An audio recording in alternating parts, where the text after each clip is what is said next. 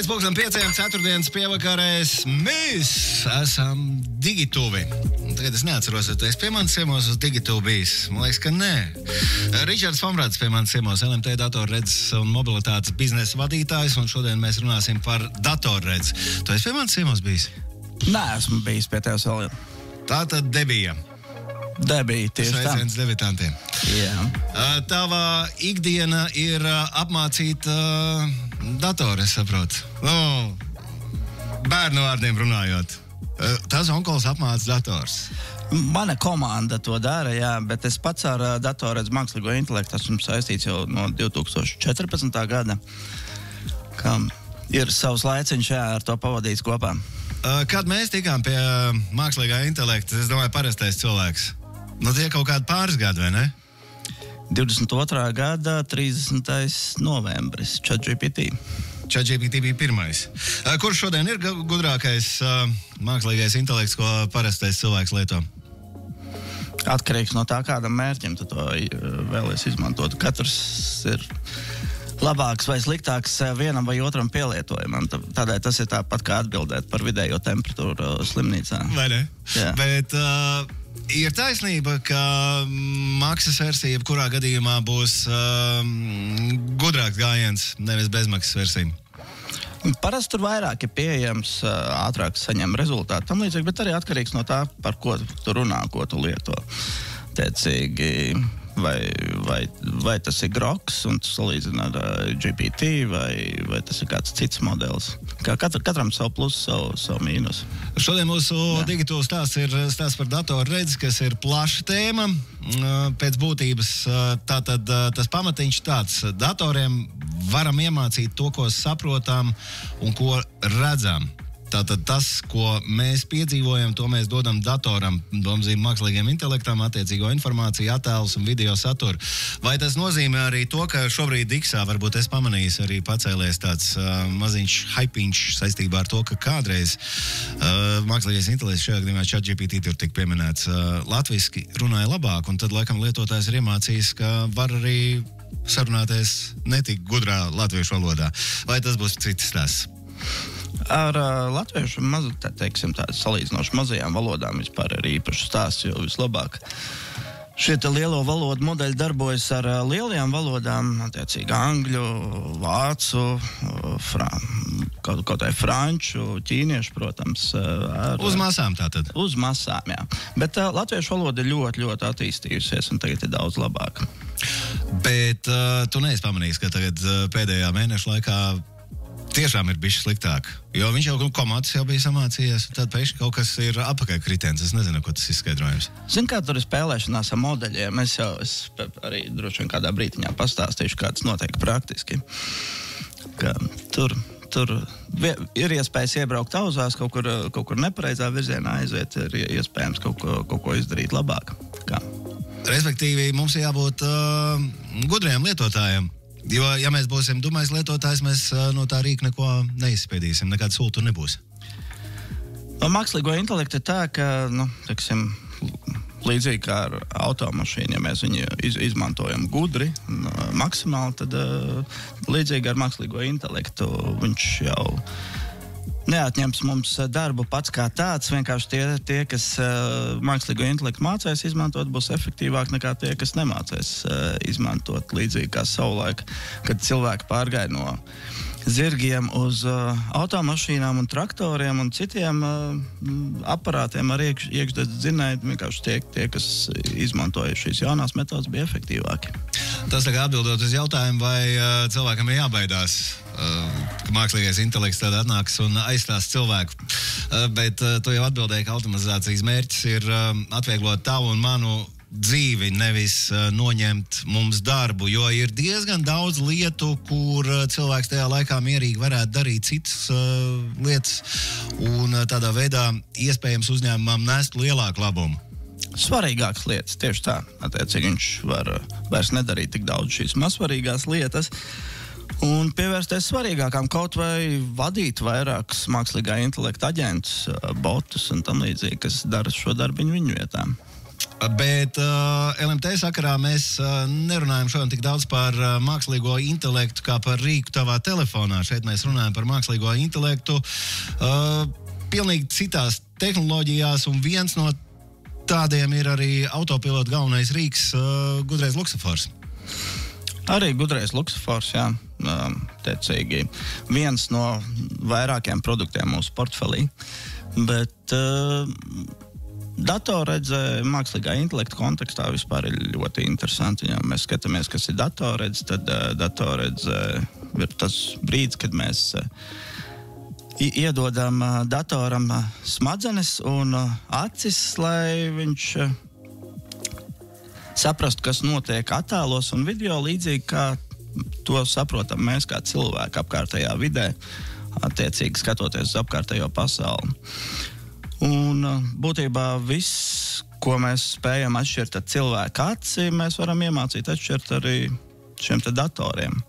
Un līdzīgi mēs esam iemācījuši arī dažādas lietas, kas ir būtiskas cilvēkiem mums apkārt, uzņēmumiem, pilsētām atpazīt automātiskā veidā, piemēram, vai sarkano gaismu nešķērso kāds braucējs un attiecīgi nosūtīt vai brīdinājumu vai sodiņu, tāpat arī dažādas citādas situācijas. Nu vai, fotoradars jau arī pēc idejas ir tas pats datorredzes stāsts. Tur ir fotokamera, kas nodod informāciju tālāk datoram, dators izanalizē, pasaka, te ir par daudz, 5 par daudz, tātad par to samaksājam. Līdzīgi, teiksim, tur notiek numurzīmes atpazīšana automātiski, tad ir foto, tiek uzņemts tajā brīdī kaut kādā, kad tiek pārsniegts šis ātrums, bet, teiksim, ir ļoti daudz dažādu veidu, kur mēs varam pielietot datorredzi, un, teiksim, mēs LMT arī pielietojam ne tikai atpazīstot sarkanās gaismas pārkāpums un dažādas citas pārkāpums, tur nepareizes pagriezienus vai braukšanu pa autobusu joslām un tam līdzīgi, bet arī dažādos, teiksim, uzņēmumiem servisa operācijas atpazīstot dažādos drošības risinājumos, novērojot kritisko infrastruktūru kaut kādās specializētās jomās, piemēram, gaisa telpas monitoringā. Bet tie pielietojumi ļoti, ļoti plaši. Tu ieminējies, ka datorredzes stāsts vispār ir plašs, bet kā tu parastam cilvēkam izskaidrosi, kas ir datorredze? Kādu formulu tu man dosi? Datorredze, Egon, ir tas un tas. Kā es jau minēju, tas ir tas brīdis, kad mēs iedodam smadzenes un acis šim te datoram, lai viņš spētu analizēt attēlus un video, līdzīgi kā to saprotam mēs kā dzīvi cilvēki.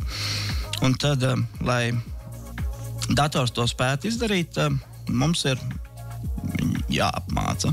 Teiksim, iepriekš visu šī te apmācīšana tika uztvērta kā viens process, tagad ir nodalīta atsevišķi attiecīgi anotācijas pusi, ja tā, ka mēs sagatavojam datus un pieņemsim, ka mums vajadzētu apmācīt, piemēram, būt peļu karaļvalsts, un mums vajadzētu, no kā peles baidās no kaķa, tas ir viņa lielākais ienaidnieks, un pieņemsim, mums vajadzētu iemācīt, paziņot, ka tuvojas kaķis.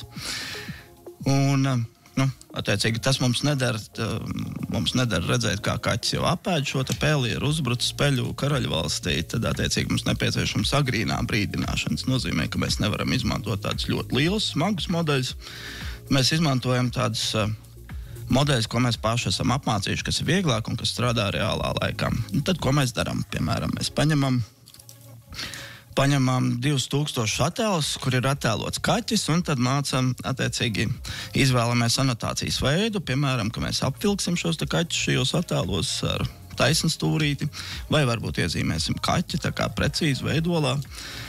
Un tad mēs katrā attēlā atzīmējam, šis ir kaķis, šis ir kaķis, šis ir kaķis. Tad ir kvalitātes kontrolas daļa, kas pārbauda, vai tiešām mēs esam atzīmējuši kaķis, un tad mēs dodam tālāk apmācībai. Tā kā modelis jau no tā, ko mēs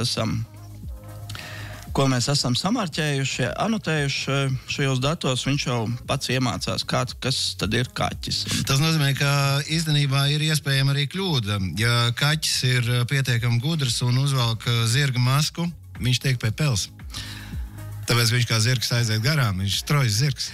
Arī, bet šai gadījumā vispār, ja mēs būtu mācījuši tikai, kā izskatās kaķis, tad arī, ja zābaks ieliktu tur tuvotos peļu karaļvalstī, tad viņš tiktu atpazīts kā kaķis, jo mums vajadzētu mākslīgam intelektam iemācīt arī... Ka visi ir briesmas. Kas nav kaķis, mums būtu jāiemāc, jā. Ka zābaks nav kaķis, ka suns nav kaķis, ka, susurs kaut kāds arī nav kaķis, un tikai tad tas strādāt, jo pretējā gadījumā tā kā viss, kas būtu ar asti, iespējams 4 kājām, kas tuvotos un būtu pūkains, tikt atpazīts kā kaķis, arī pūkains zābaks. Šajā gadījumā, piemēram, ja mēs runājam par satiksmes uzraudzības iekārtām, kas darbojas starp citu sveiciens autovadītājiem, gan jau, ka visi pamanījuši. Tagad jau vējs arī stāst, kur kas ir. Rīgā un citās Latvijas pilsētās, arī Grācā, starp citu, Austrijā, šitās te vērķis darbojas. Es saprotu, ka nu jau pasauli vaļā, vēl jau kaut kur darbosies. Jā, mums ir ne tikai Rīgā, mums ir arī Liepājā. Es saku arī citās Latvijas arī pilsētās. Arī daudzās citās pilsētās, jā. Un vēl daudzākās būs. Mums ir kaut kāda statistika par šo laiku. Es saprotu, nu jau tas jau ir vairāk gadu stāsts. Mums ir ievākta kaut kāda informācija, kā strādā, un vai tas tiešām uzlabo satiksmes kvalitāti. Siedošu salīdzinājumu. Piemēram, Tikai ne pa kaķi. 2024. gads visā Latvijā tika fiksēts 740 sarkanās gaismas pārkāpumu no visiem luksusforiem. Viena gada laikā, ja? Viena gada laikā, 12 mēnešu laikā. Un tad mēs uzlikām pirmajā krustojumā Latvijā, un 6 mēnešu laikā šajā krustojumā tika fiksēti 4264, ja vairāk kā 6 reizes vairāk. Un tas tikai vienā krustojumā, un tikai 6 mēnešos, nevis 12. Tā cik jūti starpība, ja? Starpība baisa. Jā. Nu, lūk, tagad jau ir tuvu 20, nākamajā gadā būs vairāk kā 40 jau tikai Latvijā. Tā kā... Nu vai, kur mums šitādas vērķis vēl vajag uzlikt? Starp citu, tu jau neatklās biznesa aizkulis, bet uz ko mēs vēl skatāmies? Gudrais luksafors varbūt kā, man liekas, kā ar kādu no taviem kolēģiem Digitūvi ietvaros gadu garumā mēs esam par šito sprieduši. Gudrais luksafors, kas pasaulē jau ir izgudros tādā ziņā, tas zirgs jau otrais jāiejūdz kamanās vai ratos, vai kur tu viņu grib iejūgt. Tāds jau ir, bet mums tādu īsti nav luksaforu, kas paredzot plūsmu, dod zaļo tur, kur ir jādod zaļais, dod sarkano tur, kur nav satiksmes. Un tā ir otra daļa, jo, teiksim, līdz šim mēs runājām par to saukto enforcement pusi, tad, kad kāds izdara pārkāpumu, un otrs ir satiksmes plānošana. Un tad, teiksim, pilsētas tagad ievieš visādas digitālos dviņus, digitālās ēnas, dažādas pilsētas inteliģences risinājumus, bet šie risinājumi pilnvērtīgi spēj strādāt tikai tad, ja ir pietiekoši daudz un labi šie datu avoti. Un tad tie var būt dažādi sensori, IoT iekārtas, bet tieši tāpat tās var būt arī kameras, kā pilsētas acis, attiecīgi, kur mēs varam ne tikai skaitīt automašīnas, redzēt arī, piemēram, atpazīt situācijas, ka par ceļu paliek slideni, kā tikko mums bija autoceļziņas, vai ne? Jācīgi, mēs jau varam palīdzēt prognozēt dažādas situācijas, atpazīt sastrēgumus, palīdzēt pārslēgt šos krustojumos sarkanās gaismas laikā, lai attiecīgi šī plūsma virzītos labāk cauri pilsētai, atstāt mazāk izplūdes gāžu vai tieši otrādi kaut kādos posmos tikt palēnināt atkarībā no tā, kāda mērķa. Pie kā mēs šobrīd strādājam, kas mums nākotnē sagaida? Es domāju, tādā pozitīvā ziņā ne jau mēs te biedējam tagad, jo tas kādam varbūt varētu likties, bāds izdomājuši arī skatīties, ka vai es palieku krustojumā, vai es nepalieku krustojumā, vai es iebraucu pie sarkanā vai nē. Man problēma, gribējuši iebraukšu, samaksāšu. Nē, šis viss ir mūsu drošības stāsts. Kas ir nākotnē, ko tu redzi, pie kā mēs šobrīd strādājam? Varbūt, ka pasaulē kaut kas tāds, ko tu domā, bāds, šito vajadzētu Latvijā ieviest.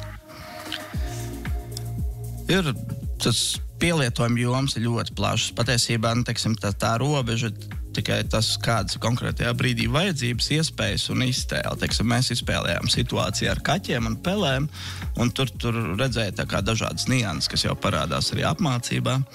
Bet tieši tāpat mēs varam izmantot ražošanā, kvalitātes kontrolē, robotu vadībā, infrastruktūras analīzē, piemēram, ir risinājumi, kas atpazīst bedres uz ceļiem, vienkārši automašīna brauc un automātiski tiek atpazīts bedres. Un tur jau mēs veizā jau saņemam informāciju. Turpat nevajadzētu tā, ka cilvēks vēl būtu līdzis iekšā.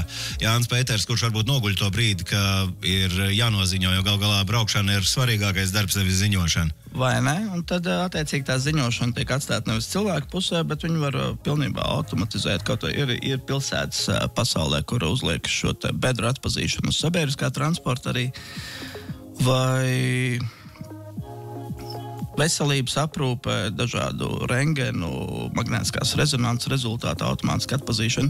Un šie tikai daži piemēri, ko es izstāstīju, kā tur tās nozares ļoti daudz un dažādas, kur datorredzi ir iespējams izmantot. Aizvadītajā nedēļā mēs digitos runājām par gudriem skaitītājiem, kur arī principā var iet tālāk un padarīt to par datorredzes stāstu. Šajā gadījumā tas ir vienkārši kompīts, kas nolasa ūdens patēriņu, padod tālāk datus, bet tikpat labi tas varētu būt arī rīks, kas uzpasē arī tavu māju. Tādā ziņā, ka tā ir arī kamera, kas tev dod informāciju par to, vai tev tur peles gadījumā nav parādījušās. Vai ne? Teiksim, nākotnē šie dažādi risinājumi, dažādi avoti tiks izmantot vairāk jau korelācijās, kopsakarībās, kopdarbā, un tas attiecas ne tikai uz māju, tas attiecas arī uz pilsētu infrastruktūru, kur mēs varam, piemēram, saprast, ka, regulāri mums, piemēram, miskas mašīnas piegāda kavējas tādēļ, ka, teiksim, šajā pagalmā nepieciešams izbūvēt 2 jaunas kabatiņas stāvvietām, tad viņas vairs neaizšķērsos šo ceļu. Bet, lai nonāktu līdz tādām likumsakarībām, tur ir, teiksim, lai spētu apstrādāt tādus datu apjoms no dažādiem avotiem, tur, teiksim, būs svarīga kvantu skaitļošana, un tas ir, teiksim, tuvāko 10 gadu perspektīvu. Bet mēs pie tā nonāksim, un tas mums dos iespēju, piemēram, līdzīgi kā tagad ChatGPT, tu vari pajautāt, piemēram, jebkādu jautājumu par vidi sev apkārt, par pasauli, iegūt strukturētas labas atbildes. Tieši tāpat tu varēsi pajautāt par pilsētu, ko mums nepieciešams izdarīt, lai uzlabotu sabiedrisko transportu šajā maršrutā. Un viņš jau ņems vērā dažādus šos te aspektus, kas saistīti ne tikai tiešā veidā ar satiksmi. Pie tam viņa galva spēja paturēt vairāk informācijas galvā. Tur 10 gadu griežumā viņam viss ir skaidrs kā šodien uz lapas. Cilvēkam tādā ziņā ir bijis sarežģītāk, viņam jāatceras tā. 98. gadā mums šeit sākās problēma. Viņam pilnīgi skaidrs, kāda sākās, kurā brīdī bija pīķis un kā to atrisināt. Tādā ziņā datorredzē, jā, tā ir rītdiena. Jā, un, teiksim, tehnoloģija attīstība te ļoti palīdz, jo, teiksim, līdz šim grafisko procesoru attīstība ļoti palīdzēja, jo, teiksim, ja GPU, jeb grafisko procesoru salīdzina ar parasto procesoru, tas ir tā kā parastais procesors ir viens vadītājs, bet viņš var tikai dažus darbiņus darīt paralēli. Tad grafiskais procesors ir tā kā 8000 krāsotāji, kas vienlaikus dara vienu to pašu darbiņu, viņi var izdarīt ļoti daudz lietu paralēli. Un tas deva iespēju tā kā ļoti ātri attīstīties arī mākslīgā intelekta modeļiem. Principā mēs varam teikt, ka datorredzēja pielietojumu robežu nav. Viss ir atkarīgs no, tu jau teici, kas tur bija, acis un auss, jā, nē, smadzenes vēl. Smadzenes, acis, auss. Principā tas, ko tu izdomā, to visu var realizēt. Jā, tā kā mēs ko mēs arī darām, mēs vienmēr pielāgojamies šim te konkrētajam gadījumam, jo mēs ļoti labi pārzinām šo lauciņu, un attiecīgi mēs zinām, kurā brīdī, teiksim, ja mēs redzam, ka nepieciešams reālajā laikā iegūt datus, rezultātus, tad tur būs viena risinājuma. Ja ir iespējami pēcapstrāde, tad tur būs citi risinājumi. Un tas ir ļoti saistīts ar katru konkrēto lietojamības gadījumu. Nav tāda, ko vienmēr varētu izmantot vienu to pašu katru reizi. Jāatzīst, ka ļoti labā laikā mēs dzīvojam. Jo tu vari sev iedomāties 83. gadā ar to galvu, kas tev ir šodien. 83. man bija 2 gadi, jā. Un internet nebija. Jā. Bet, teiksim, mums Man bērni arī jau var izdarīt, man šķiet, daudz vairāk nekā es varēju viņu vecumā, tā kā ar mūsdienu tehnoloģijām. Tāda ir mūsu realitāte. Paskatoties uz realitāti, tīri no tava profesionālā viedokļa, lietas, kas būs mūsu pilnīgi ikdiena, pilnīgi norma, kamēr tu apdomājies, tikmēr es tev izstāstīšu lietu uzstāstu, kur man gribētos pasveicināt pašvaldības Latvijā, jo tas ar pašvaldībām ir jāveic, es papētīju. Sauc portalcities.org. Viņā es tādu ieraudzīju, un man tā tas iepatikās. Tikai izstāst, tad liekas, kas tad tur, bet tad, kad to piedzīvo, tas ir brīnišķīgs piedzīvojums. Tātad, vecpilsētas daļā ir tāds liels ekrāns, glīti noformēts. Visdrīzāk, ka tur otrā pusē arī ir tieši tāda paša ekrāna, lai tu saprastu, ka tas ir tas portalcities.org. Un ik pa kaut kādām 5 vai 10 minūtēm kamera pārslēdzas.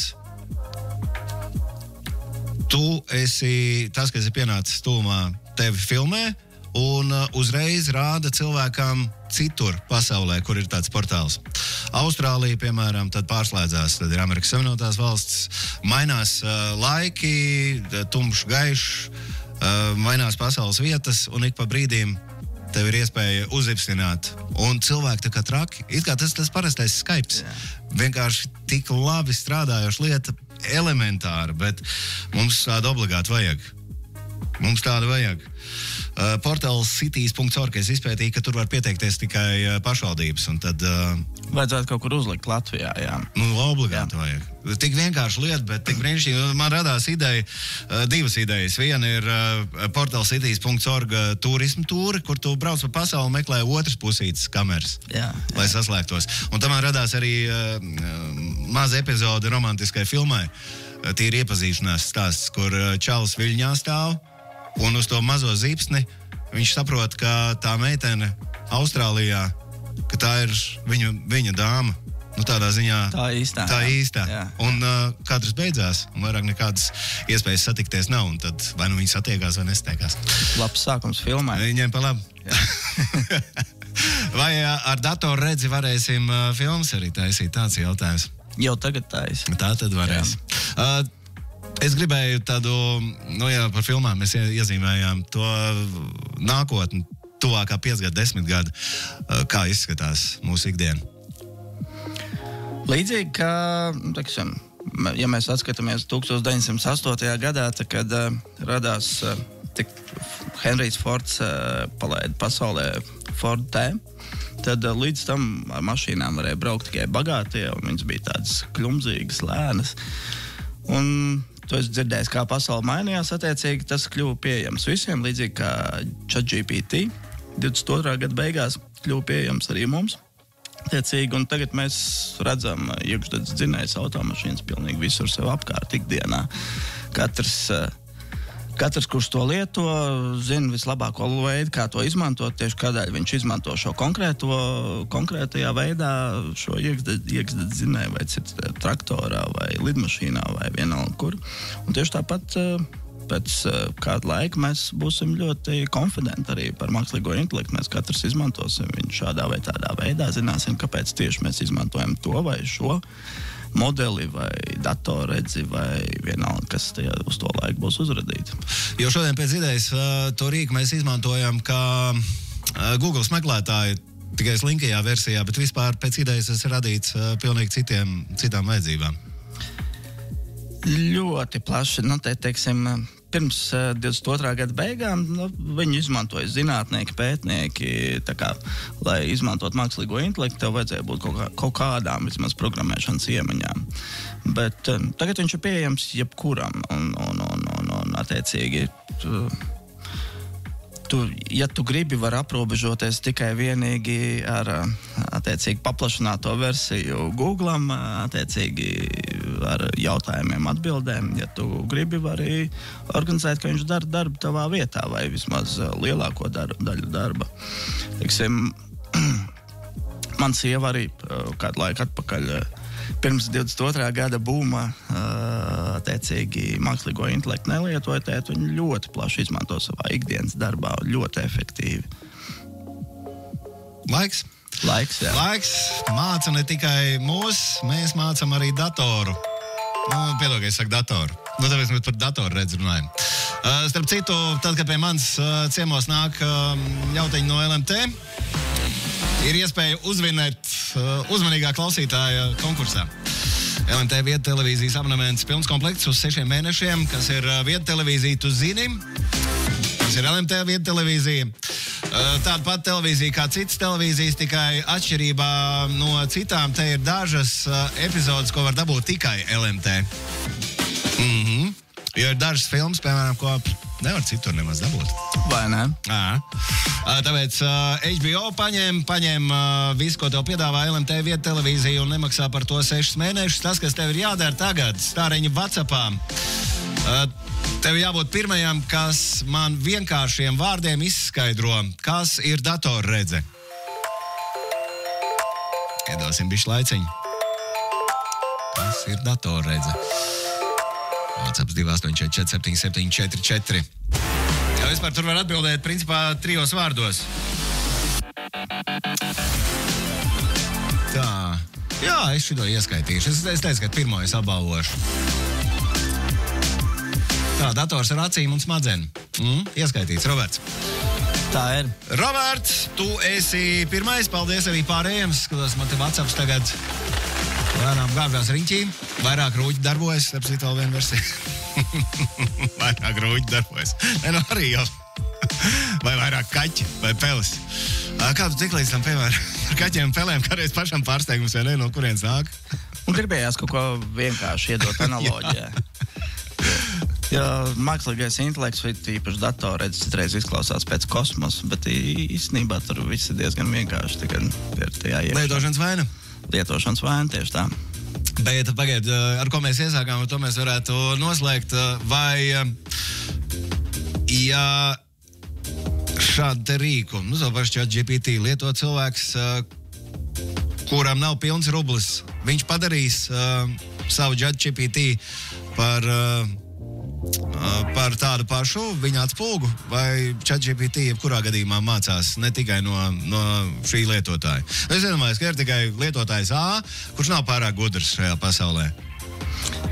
Ja tu gribi, tu vari uzbūvēt arī savu aģentu, kurš komunicēs tā kā tu, mācīsies no tevis, kā tu komunicē, kā tu raksti, sāks pielietot tās pašas gramatikas kļūdas.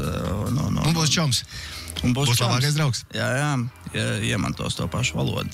Starp citu, jānoskatās, es nezinu, vai tu esi redzējis, bet ar Joakim Phoenix ir kolosāls kinostāsts 13. gada filmā Her. Saucas Viņa, kas ir par mākslīgo intelektu, par iemīlēšanos mākslīgajā intelektā. Jo viņš ir vientuļnieks un viņš atrod ķīmiju. Un tur ir Arcade Fire brīnišķīga mūzika, vispār šito filmu obligāti noskatīties. Tā, Oskara ceremonija šī bija pielikuma versijā. Paldies! Man šīs dienas viesis Ričards Faunrāds, LMT datorredzes un mobilitātes biznesa vadītājs. Šodien mēs par datorredzi runājām un par kaķiem un pelēm. Paldies! Paldies! Lai brīnišķīgi novakar pavadīs tā mājās. Čau, Ričard! Jā.